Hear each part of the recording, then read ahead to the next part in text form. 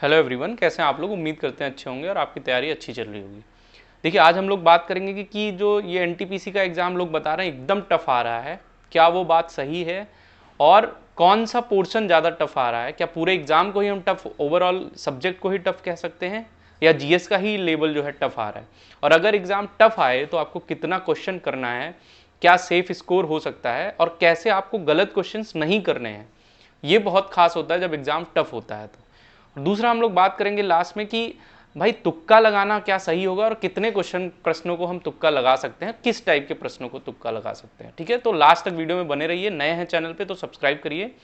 देखिए, अगर बात करें, मैंने भी कुछ लोगों से बात करी, मेरे भी जानने वाले, मेरे दोस्त, कई सारे स्टूडेंट लोग गए हैं एग्ज़ाम देने।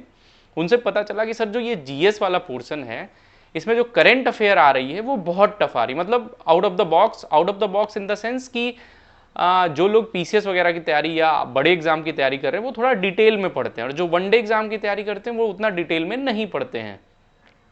तो क्या जीएस एकदम मतलब ऐसा आ रहा है कि आपको 5 क्वेश्चन भी नहीं कर पाएंगे, ये भी गलत धारणा है। 10 क्वेश्चन, 15 क्वेश्चन तो आपको करने ही करने हैं।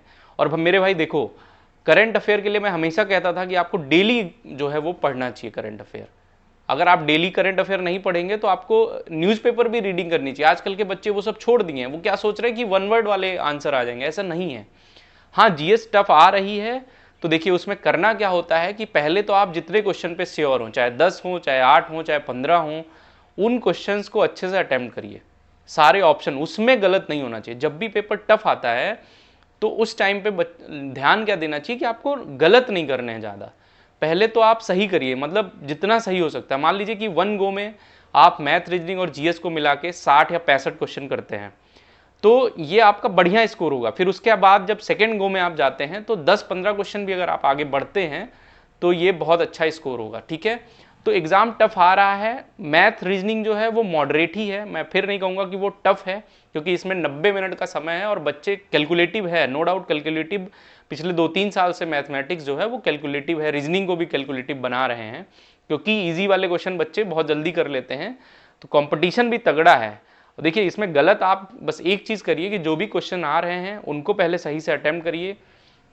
फिर सेकेंड गो में आप जाइए जिसमें हो सकता है कि हाँ 50-50% आपको चांसेस हो, उसमें मेरे हिसाब से आपको चांस लेना चाहिए। ठीक है, और जो सेफ स्कोर, सेफ अटेम्प्ट होता है, देखिए भाई जब इजी एग्जाम आता है तो इजी एग्जाम में लोग 100 में 100 करके भी आते हैं, 90 भी करके आते हैं, 95 भी करके आते हैं।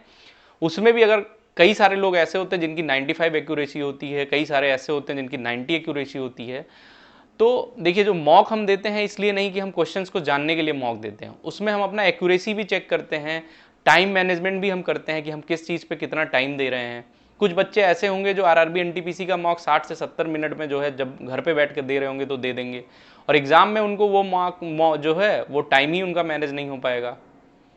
तो इन सब चीज़ों का ध्यान दीजिए। जो टाइम मैनेजमेंट है वो बहुत ज़रूरी है कि आप कम सिर्फ जीके जीएस को 10 से 15 मिनट दीजिए, इससे ज़्यादा नहीं देना है। उसके बाद जो 75 मिनट आपके बच रहे हैं, उस 75 मिनट में आपका कोशिश यही होना चाहिए कि मैथ और रीजनिंग में मैं 60 में 55 क्वेश्चन तो करूँगा ही करूँगा। कुछ लोग अभी कमेंट करेंगे कि भाई तू तो आराम से बोल रहा है कि 55 कर लेंगे। भाई नहीं करोगे तो इतना आसान नहीं है, कॉम्पिटिशन इस बार तगड़ा है।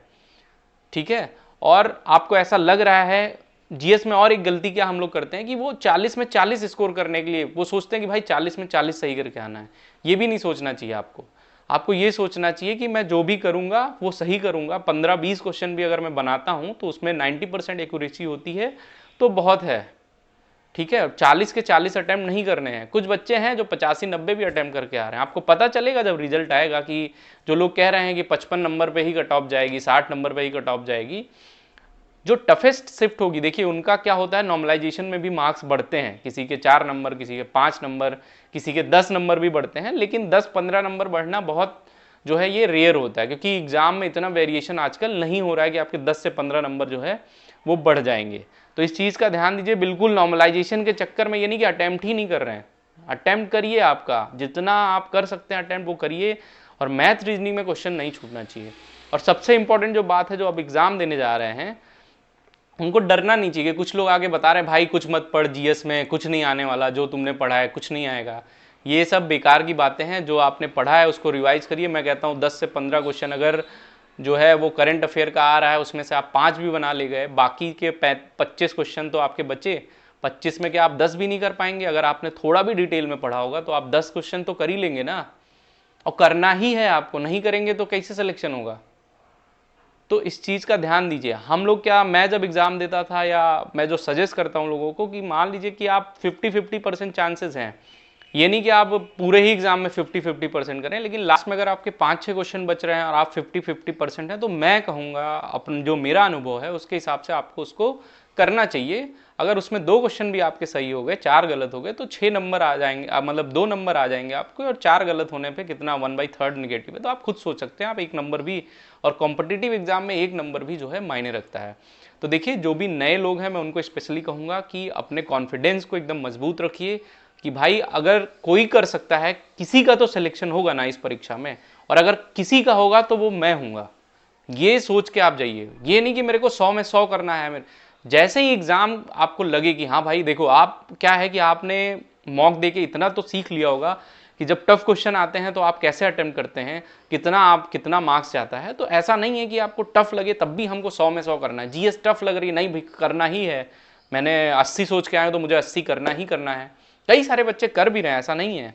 तो आपका 70 भी बन रहा है तो बनाइए, 70-75 भी बन रहा है तो बनाइए, 65 भी बन रहा है तो बनाइए अच्छे से, उसमें गलत नहीं होना चाहिए। ठीक है, बहुत कम ही लोग होते हैं जिनका 5% भी गलती ना हो, लेकिन अगर आपकी एक्यूरेसी 95% रह रही है तो आप 65-70 भी करिए। लेकिन जिसकी एक्यूरेसी 10% मॉक में 90% ही रहती थी, उसको 75 करने पे भाई क्या होगा? तू बताओ ना भाई, अपने आप सोचो आप लोग कि क्या होगा अगर वो 60 क्वेश्चन करके आ रहे हैं 90% एक्यूरेसी के साथ। ठीक है, हो सकता है नॉर्मलाइजेशन में उसके 10 मार्क्स बढ़े, लेकिन जरूरी नहीं है भाई। देखो, कम से कम 70-75 तक तो आप जाओ। हाँ, प्री डिटरमाइंड मत हो कि गलत ही करके हम जाएंगे। ठीक है, नहीं हो रहा है तो कोई दिक्कत नहीं, सीखो भाई कि ये तरीके का एग्जाम है, अगली बार भी हम ट्राई करेंगे, हमको ये चीज़ें पढ़नी है, कुछ ना कुछ लेके आओ उस एग्जाम से। ठीक है, और अपने कॉन्फिडेंस को बूस्ट रखिए।